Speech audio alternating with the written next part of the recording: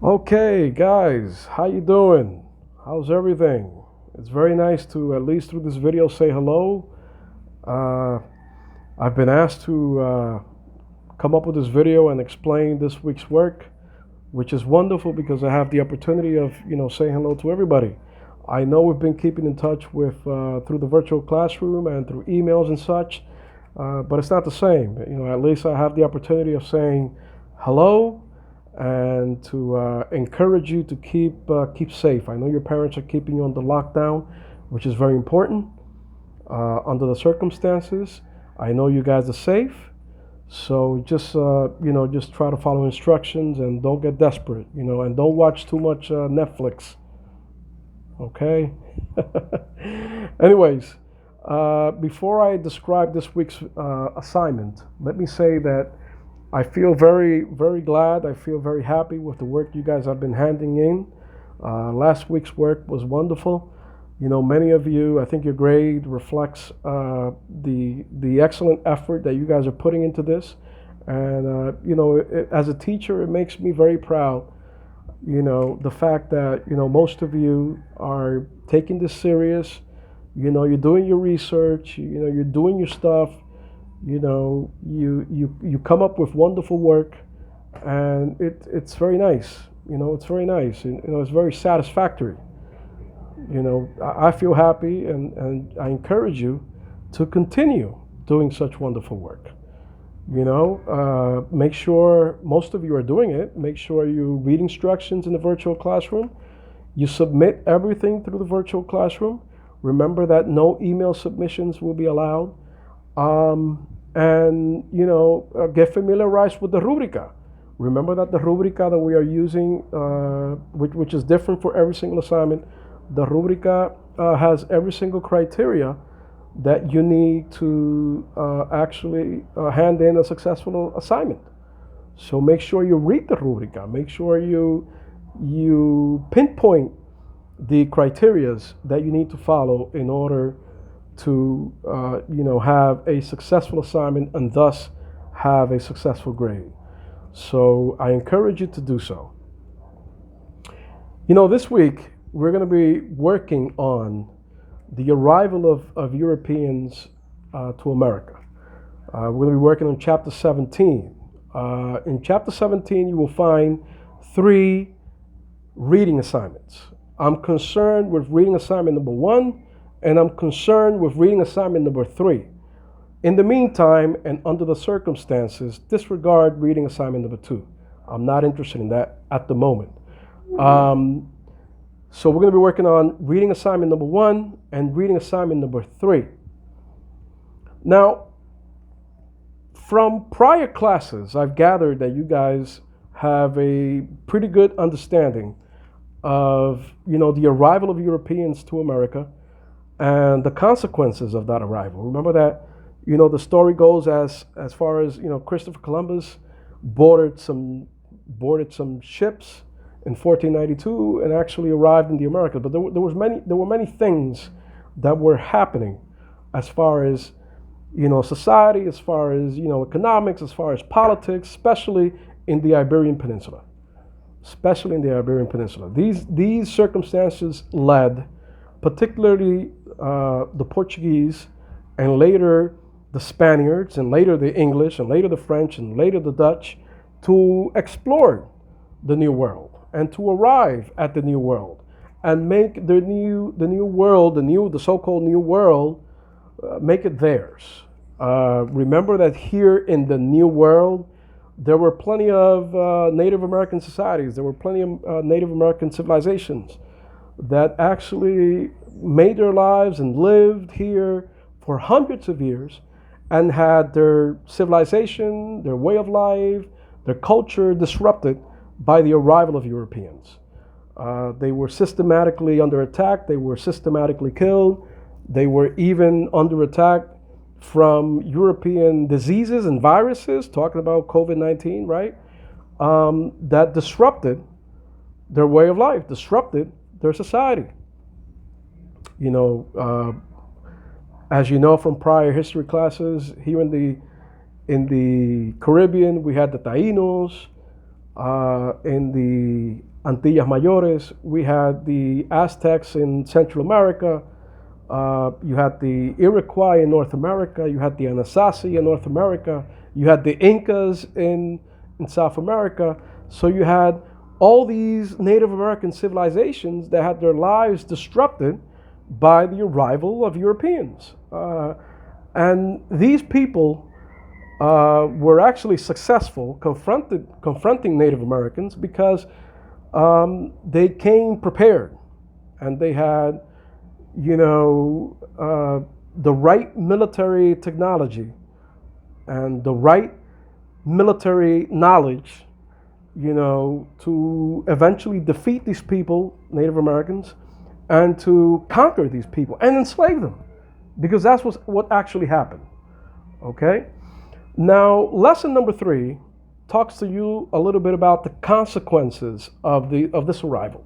How, a new social order came into play upon the arrival of Europeans, especially first in the Caribbean, especially in Central America, and eventually later on in South America and North America.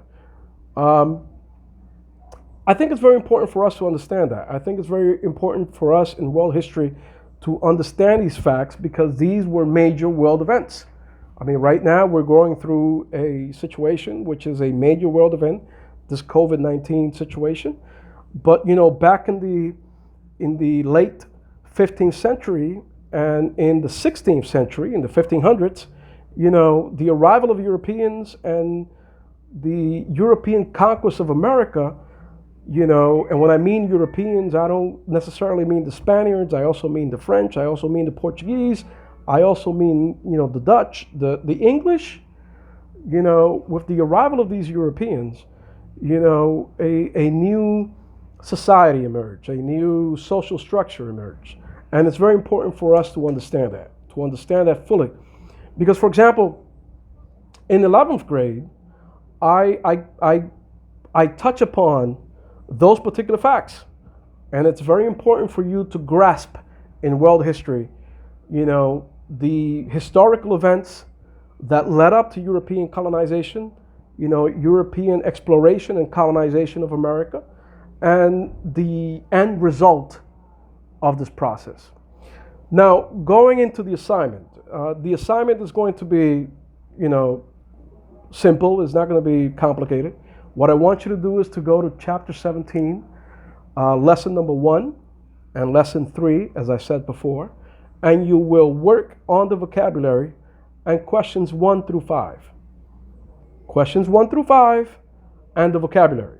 Now, you will do this on a Google Doc, which you will generate in the virtual classroom. You will answer everything in first person. You will include, as the first part, the vocabulary, answer directly from the reading in first person, and the answer to the questions, the second part, answered also in first person.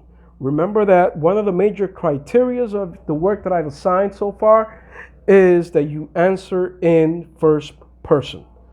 I think it's very important for us to follow these guidelines, follow the first person rule, and actually make the best of it. The vocabulary, the answers, has to be pretty much short. However, the answers to the questions have to be a little more extensive, because you have to go into detail. And again, using the first person format. As we always require,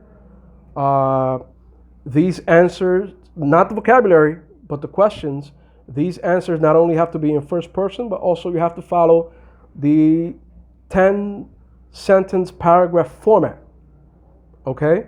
I want you to do the reading. I want you to answer these questions properly using the first person format, and the vocabulary using the first person format. Not necessarily the 10-sentence paragraph thing with the vocabulary, but with the questions, yes.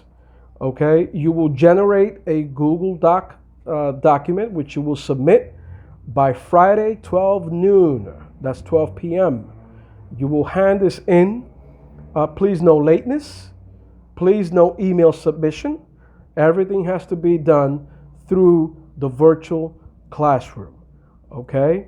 I think this week's assignment is pretty simple, yet it's very important. Okay? Because it will give us a very strong grasp of the circumstances that led to European exploration and the results of European exploration in what eventually was called America. Okay? If you do have any questions, don't hesitate. Send me a message through the virtual classroom. I usually answer right away, so you don't need to worry about that. When you generate this document, make sure you identify it properly. You follow the first person format.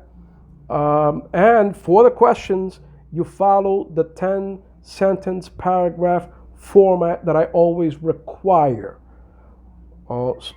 You actually need to also put your group. You also need to put the date. Okay?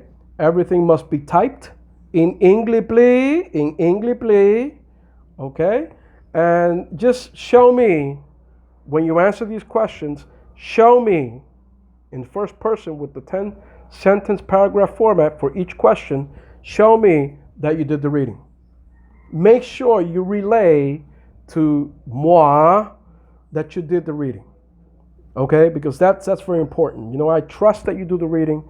The reading is very important. If you don't do the reading, you're only cheating yourself, man. You're only cheating yourself. If you don't do the reading, if you don't understand the information that's being handled and that's being, worked in chapter 17, then, you're only cheating yourself. You're not cheating me. You're not cheating the school. You're not cheating your parents. You're cheating yourself. So please follow these guidelines. If you have any questions, just let me know. I will answer right away, and I will be glad to keep, communication between us. Okay? So guys, keep safe, keep doing a wonderful job, and most of all, don't watch too much Netflix, man. Come on. Come on. All right? Henry says hello, by the way, to people in Yagrumo, people in Ceiba, and people in Guayabo. Goodbye, people. Goodbye, people.